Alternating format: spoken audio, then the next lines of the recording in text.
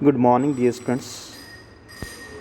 This is Sampat Bhadu, Assistant Professor of English, Government College, Sri Dungargarh. Today we are going to discuss the poem The Lotos Eaters by Alfred Lord Tennyson. Alfred Lord Tennyson is one of the greatest poets and the most leading figures of the Victorian era. He is also a poet laureate during the reign of Victoria. He is a wonderful poet. He is a pictorial poet. The Lotos Eaters, the present poem, is one of the most popular poems of Tennyson. If we look at the background of this poem, the story goes back to the Homer's Odyssey, where Ulysses, the hero of this epic, gives a description of his wanderings at the land of the Lotos Eaters during his homeward voyage from the Trojan War. Odysseus, or Ulysses, was the king of Ithaca, who had joined this naval expedition organized by the Greek chiefs under the leadership of Agamemnon, the king of Mycenae, to punish Troy for the act of Paris, the son of Trojan king Priam, in caring of Helen, wife of Menelaus, the king of Sparta. The war, which lasted 10 years, was undertaken for the recovery of Helen, who was given to Paris by the goddess Aphrodite as a reward for his decision in favor of Aphrodite in the contest of beauty between her, Athene, and Hera. The poem is simple enough. After 10 years of hard and strenuous fighting in Troy, the companions of Ulysses, on their return voyage here means the sea journey, land on the country of the Lotos Eaters. The scenery of the place intensifies their moods of indolence. Indolence means lethargy, or the mood of inactivity, sorrow, as well as of love. These war-weary and intoxicated companions of Ulysses read their own feelings into the natural surroundings of the place. There is a wonderful amalgamation of the feelings of these mariners and the natural surroundings around them. Let's see. Here are cool mosses deep, and through the moss the ivies creep, and in the stream the long-leaved flowers weave, and from the craggy ledge the poppy hangs in sleep. By many subtle touches, the poet has suggested how well the dreamy, languid atmosphere of the place harmonized with their own languorous feelings and accentuated them. The melody of Tennyson's verses also accords well with the mood, and they have a sort of languorous flow themselves. If we talk about the opening of the poem, courage, here,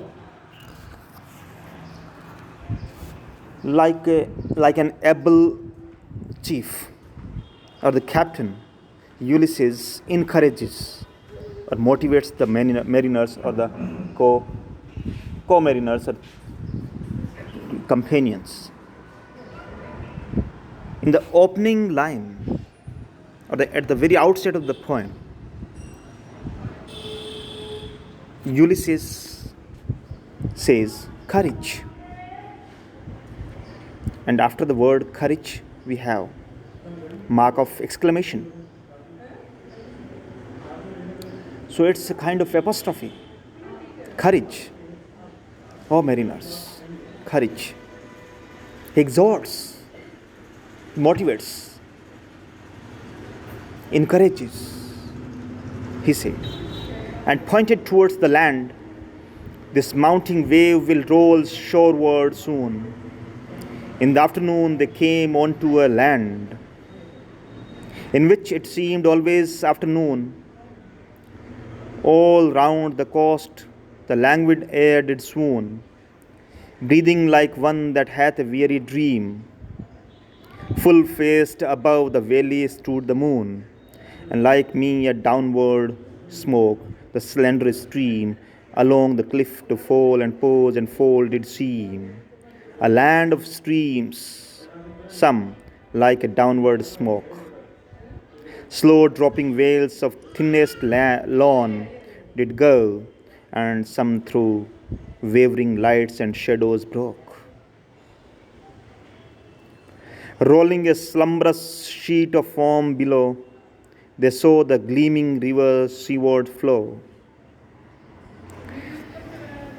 Here, Ulysses says that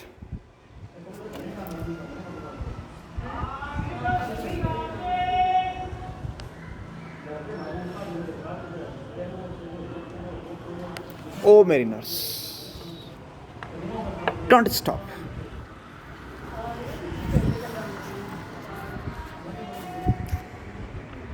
The companions, now they have reached to a land that is lotus land, where the lotus plants grow. Basically, the poem was suggested by an old Greek fable of wandering sailors reaching an unknown land of fruit and flower. The eating of fruit had a lethargic effect on the people who ate it, and gave rise to a feeling of contentment and inertia. Inertia means the sense of inactivity, when you don't have any mood to do any work. Yeah, opening with the word courage, what it says. Ulysses and his companions reached a land where the atmosphere was peaceful and there was total absence of labor and activity. All round the coast a dead, faint breeze blew, like the sighing of a person who dreamt a frightful dream. It was so motionless that it looked as if it had fainted. The poet attributes a sort of half-conscious life to the air. The full moon seemed to stand still above the valley. The snows on the distant peaks seemed never to have melted. A stream shone in the distance like a thin streak of mist. It seemed to fall and rest for a moment before it fell from one ledge of the rock to another, like a thin veil of finest lawn or a slow-moving column of smoke of vapor.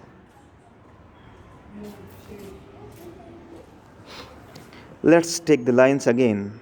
The text, courage, he said, and pointed towards the land. And what he says? Look, my companions, this mounting wave will roll shoreward soon. In the afternoon they came unto a land in which it seemed always afternoon. All the mariners, all the companions, they have become lethargic, they have become inactive, and they are now full of intoxicated. They are full of intoxication, they are due to the Lotos Eaters.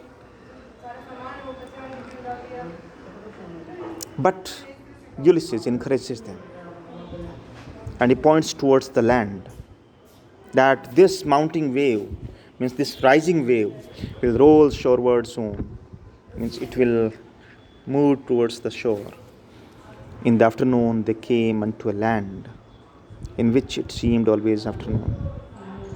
In the afternoon they came unto a land, and when there was afternoon, they came to a land in which it seemed always afternoon.